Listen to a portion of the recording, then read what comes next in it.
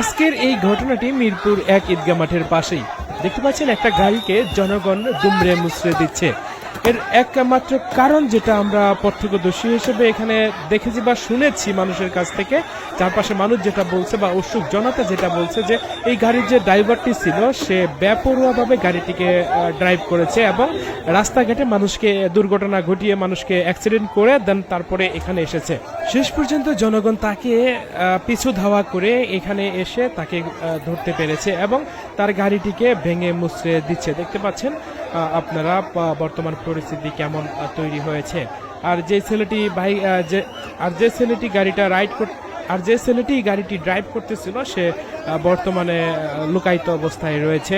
তাকে ধরতে পেলেও হয়তো বা অন্যরকম একটা পরিস্থিতি তৈরি হতে পারত। তো সাথে সাথেই এখানে পুলিশ এসেছে এখন বর্তমানে, কিন্তু পুলিশও অসহায়, কিছু করার নেই। কারণ পুলিশ কিন্তু কিছু করতে পারবে না সম্ভবত। তারা সম্ভবত আরো ঊর্ধ্বতন কর্মকর্তাদের ফোন দিচ্ছে, এখানে আসবে, এসে কিছু একটা করবে সম্ভবত, এরকমটাই কিন্তু আমরা দেখতে পাচ্ছি।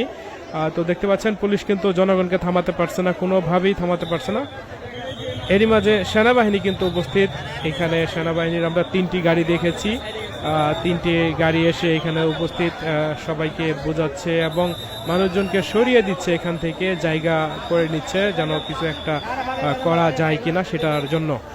আপনারা দেখতেই পাচ্ছেন সেনাবাহিনীর টিম কিন্তু এখানে উপস্থিত, কলেজের স্টুডেন্ট উপস্থিত রয়েছে। দেখা যাক তারা কি বলে, তারা কি এখানে সকলের উদ্দেশ্যে বলে, সেটাই কিন্তু আমরা দেখব।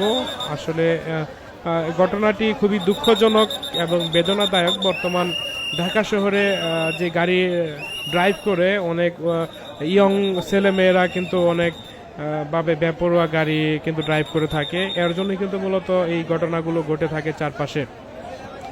তো এই ঘটনার কারণে মিরপুর 1-এর আশপাশ এলাকা সম্পূর্ণটাই একদম গাড়ির জ্যাম লেগে যায়, রাস্তাগুলো বন্ধ হয়ে যায়। তো এটা খুবই শীঘ্রই তারা নিয়ন্ত্রণ করার চেষ্টা করতেছে সেনাবাহিনী। দেখা যাক শেষ পর্যন্ত কি হয়, আমরা সেটাই কিন্তু দেখার অপেক্ষায় রয়েছি। চারপাশের জনগণের ভাষ্যমতে এই গাড়ির ড্রাইভারটি বেপরোয়া গাড়ি চালিয়ে বিভিন্ন জায়গায় দুর্ঘটনা ঘটিয়ে মিরপুর 1-এর ঈদগাহ মাঠের পাশে এসে আশ্রয় নেওয়ার চেষ্টা করে। তখনই উৎসুক জনতা তার গাড়িটিকে ভেঙে দুমড়ে মুচড়ে দেয় এবং বিশেষ করে তার গাড়িটি যখন বেপরোয়াভাবে বিভিন্ন অলিতে গলিতে আসতে থাকে তখন তার পিছনে বিভিন্ন মানুষজন কিন্তু ধাওয়া করার চেষ্টা করে তাকে ধরার জন্য, কিন্তু সে কোনোভাবে থামতে নারাজ থাকে, যেটা এখানে জনগণের ভাষ্যমতে বোঝা গেল।